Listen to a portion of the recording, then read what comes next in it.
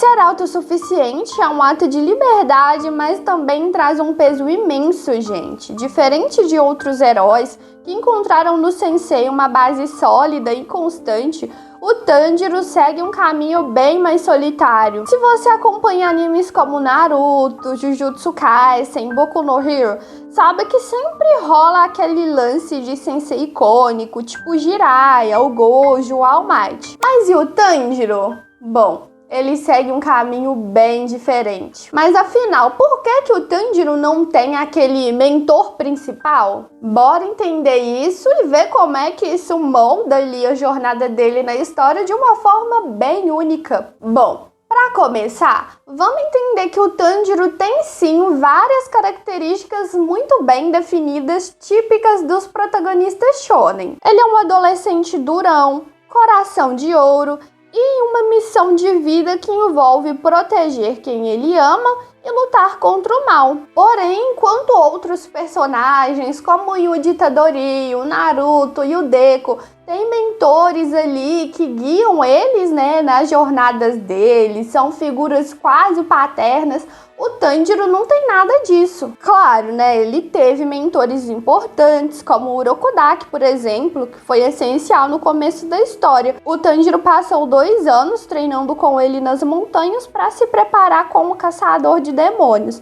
Depois disso, outros nomes como Kyojuro Rengoku, o ninja Tengyuzui e o pessoal da Mansão das Borboletas ajudaram o Tanjiro também em momentos super importantes. Só que esses mentores não ficaram muito tempo como o Tanjiro, pessoal. O Kyojuro Rengoku, por exemplo, passou menos de 24 horas com ele ali no Trem Infinito. Já o Tengen-sama só participou como Tanjiro ali do arco na missão no Distrito do Entretenimento, ou seja, tanto que o Kyojuro Rengoku como o Tengen-sama passaram pouquíssimo tempo com ele. Isso tudo destaca um ponto principal. O Tanjiro não é o tipo de herói que fica preso a um sensei ou a um lugar somente, ele tá sempre em movimento. Então, ele vive na estrada, e as pequenas paradas que ele tem são super estratégicas e permite que ele encontre pessoas também estratégicas que vão impulsioná-lo de alguma forma. Enquanto outros protagonistas shonen têm escolas, bases ou clãs como lar,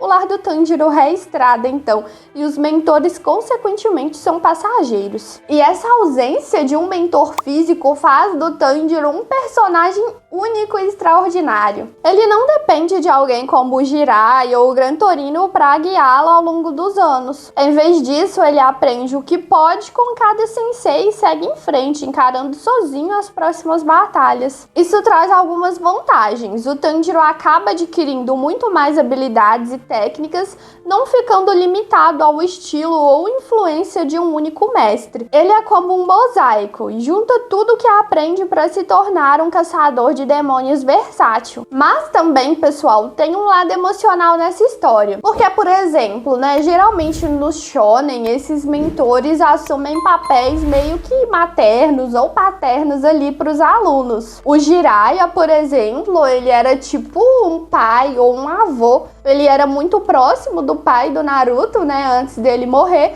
e acabou, de certa forma, assumindo esse papel ali nas interações que eles tiveram. Eles viajavam juntos, tinha essa relação de parentesco mesmo. Só que com o Tanjiro isso não acontece. Ele sente saudade do pai dele, o Tanjiro, só que ele não tá buscando um substituto, Ele sabe o que é ter essa figura paterna, sente saudade, e é isso. E já faz tempo também, desde garotinho, o Tanjiro assumiu o papel de homem da casa, vamos dizer assim, como era conhecido naquele tempo, depois que o pai dele morreu. Ele, como irmão mais velho, se colocou à frente e assumiu muitas responsabilidades. E ele continuou assumindo esse papel de homem da casa, embora ele não viva numa casa, ele tá sempre na estrada, ali com a Nezuko. Depois que a família foi massacrada por demônios, ele continuou assumindo esse papel ali de o mais forte. Ele mesmo acabou tendo que ser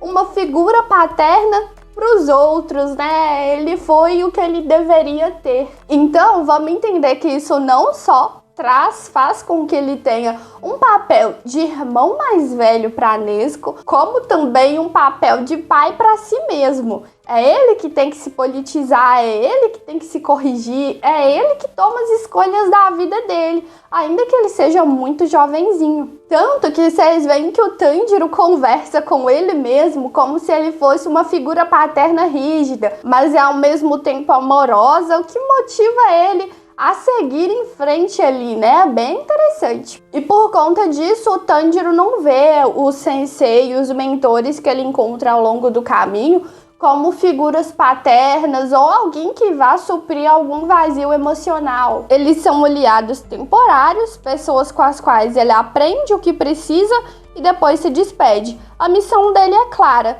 proteger Nezuko e destruir o Muzan. O resto ele encara sozinho. E talvez, pessoal, seja exatamente isso que torna o Tanjiro um protagonista tão cativante, né? Ele realmente é diferente dos demais. Ele não é definido por um único mestre ou estilo, mas pela soma de tudo que aprendeu e pela baita determinação de seguir em frente, não importa o quão pesado seja o fardo. Então, o que você acha disso? Será que o Tanjiro vai encontrar um sensei definitivo ou ele vai seguir aí sozinho assim mesmo nessa jornada? Deixa aí nos comentários e bora discutir. E claro, se quiser adquirir canecas do anime, só dá uma olhada no link da descrição para conferir as ofertinhas da nossa parceria com a Amazon.